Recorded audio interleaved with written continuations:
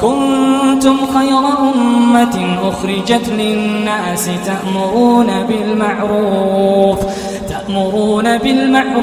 وتنهون عن المنكر وتؤمنون بالله. مومنو، تم بہترین امت ہو جسے لوگوں کی ہدایت کے لیے میدان میں لایا گیا ہے کہ تم نیک کام کرنے کو کہتے ہو اور برے کاموں سے منع کرتے ہو اور اللہ پر ایمان رکھتے ہو.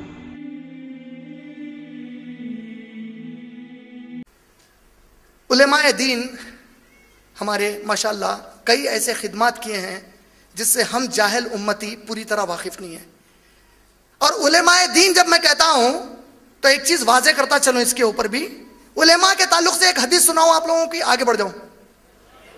اللہ کے نبی کریم صلی اللہ علیہ وسلم فرماتے ہیں، اچھا اس کو کہنے کے لیے واقعہ بھی پیش کر دیتا ہوں پورا. ابو ہریرہ رضی اللہ تعالیٰ عنہ کا آپ لوگوں نے نام سنا؟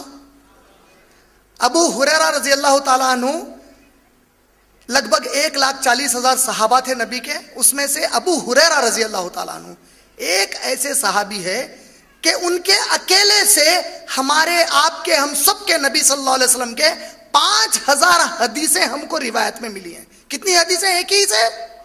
اللہ اکبر.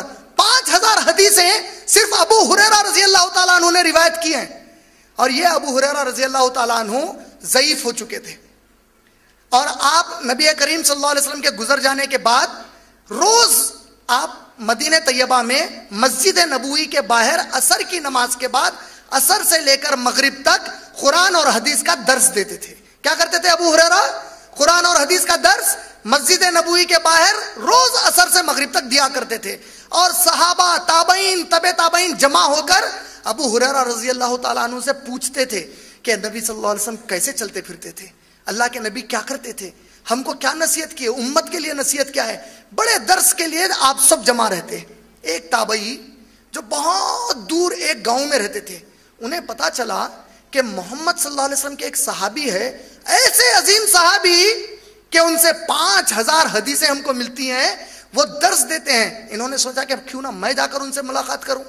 اور وہ تابعی بڑی دور سے سفر کرتے ہوئے مسجد نبوی کے پاس پہنچے.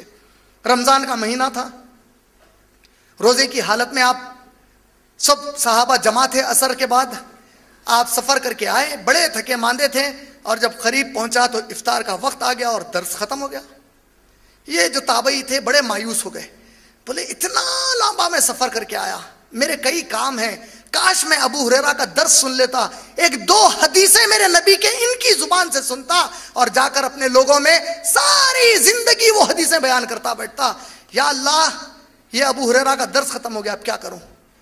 بہرحال افطار وغیرہ کے بعد آپ قریب گئے، بولے اے ابو ہریرہ، میں فلاں ہوں، فلاں ابن فلاں ہوں، اس مقام سے میں آیا ہوں، میرے نبی کے حدیث کے تڑپ میں یہاں آیا ہوں، مجھے پتا چلا کہ آپ درس دیتے ہیں حدیث پر، بڑی تمنا ہوئی کہ میرے نبی کے اس صحابی سے ملوں جو میرے نبی صلی اللہ علیہ وسلم کے حدیث کا درس دیتا ہے.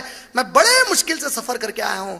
اے ابو ہریرہ رضی اللہ تعالیٰ عنہ، میں آپ سے التجا کرتا ہوں، آپ سے گزارش کرتا ہوں ایک مسافر کے ناطے، مجھے کوئی ایک ایسی حدیث سنائیے کہ جب اللہ کے نبی آپ کو وہ حدیث بیان کر رہے تھے اس وقت صرف آپ، اللہ کے نبی اور آپ دونوں پر اللہ گواہ تھا. اللہ اکبر. کیا کہا؟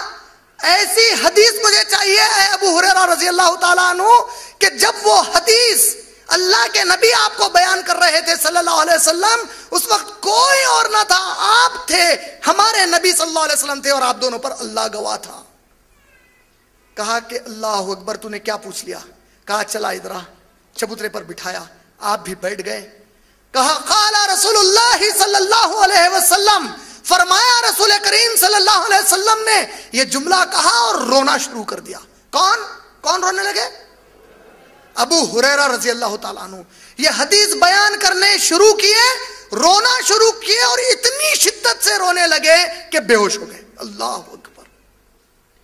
یہ تابعی پریشان ہو گئے، بولے اللہ کی قسم ہے کہیں ان کی جان نہ نکل جائے، کہیں صحابہ میرے گردن نہ پکڑ لے کہ کمبخت تو نے قتل کر دیا ہمارے ابو ہریرہ کو. ہیبت کھا گئے. صحابہ دوڑتے آئے، بولے کیا ہوا؟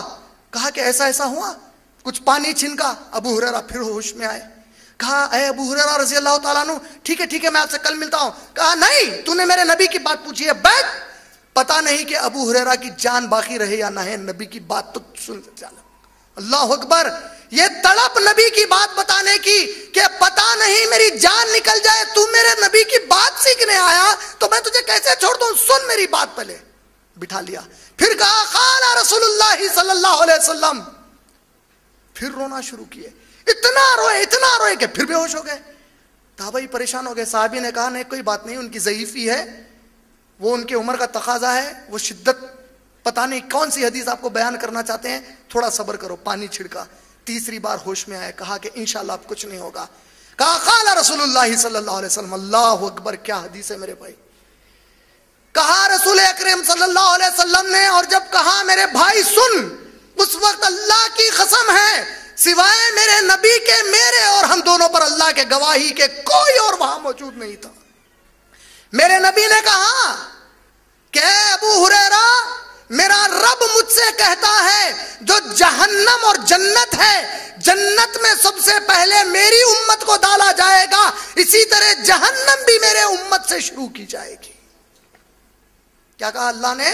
اے میرے نبی، آپ اگرچہ کہ آخری رسول اور آخری نبی ہے، آپ کے بعد کوئی نہ نبی آئے گا نہ کوئی رسول آئے گا، لیکن آپ کی امت آخری، آپ آخری نبی ہونے کے باوجود اللہ آپ پر فضل و کرم کرے گا کہ سب سے پہلا حساب اور کتاب آپ کی امت سے شروع کرے گا، اور ان کا حساب جلدی کر کے، ان کے معاملے ان کے ساتھ کر کے ان کو رفع دفع میدان محشر سے کر دے گا.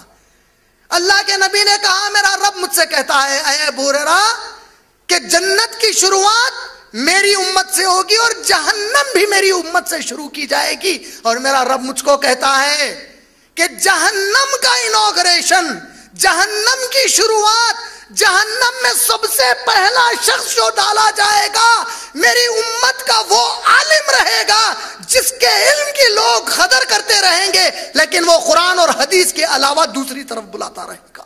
اللہ اکبر.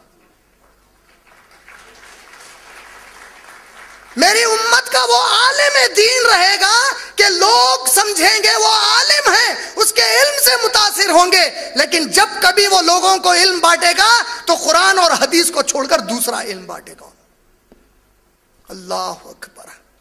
اللہ ہم کو ایسے تمام علماء دین سے بچائے، اللہ ان کی صحبت سے کوسوں دور ہم کو کر دے. اللہ رب العالمین ہم کو جب تک اللہ ہم مسلمان پیدا ہوئے گھر میں، یہ تیرا کرم ہے، تو نے بغیر مانگے ہم کو مسلمان ماں باپ کے گھر میں پیدا فرما دیا، جب تک ہم کو زندہ رکھا ہے اللہ اس قرآن کی خدمت کرنے والا، اس نبی کی امت کا نام روشن کرنے والا بنا کر رکھ. اور جس دن ہماری زندگی میں سے کسی کی زندگی ایسی ہو جائے جس سے کہ اس دین کو اور تیرے نبی کی امت کو بدنامی کا دھبا پہنچنے والا ہے، جس کا نام لے کر لوگ کہیں یہ وہ مسلمان ہے جو شراب پیتا ہے، یہ وہ مسلمان ہے جو سود پر کاروبار کرتا ہے، یہ وہ مسلمان ہے جو زانی اور جواری ہے، اے اللہ اس سے پہلے مجھے فوراً موت دے دے. کیونکہ اللہ کی قسم ہم تو ہمارے نبی کو دیکھے ہی نہیں، اور ہمارے نبی بغیر ہم کو دیکھے کہ ہمارے لیے تڑپ تڑپ کر راتوں میں دعائیں مانگے، پیر سجا سجا کر دعائیں مانگے، اپنی نیند قربان کر کے دعائیں مانگے، میری امت کو بخش دے میرے رب، میری امت کو بخش دے میرے رب. اور کہیں یوں نہ ہو کہ جب میدان محشر قائم ہو ہمارے نبی تمنا کر کے ٹھہرے رہے کہ یہ میری امت ہے جو میرے بعد آئی تھی، اور رب کہے اے نبی آپ کو نہیں معلوم یہ آپ کے امت کا سود خور ہے، اے نبی آپ کو نہیں معلوم یہ آپ کے امت کا دھوکے باز جواری عیاش ہے، یہ کم بخت دین کو بدنام کرتا رہا، اس کی وجہ سے کئی غیر مسلمان اسلام سے دور رہے. ایسی کوئی چیز ہونے والی ہے مجھ سے تو اللہ مجھے اور پوری میری نسل کو ہمیشہ کے لیے ختم کر دے. آمین.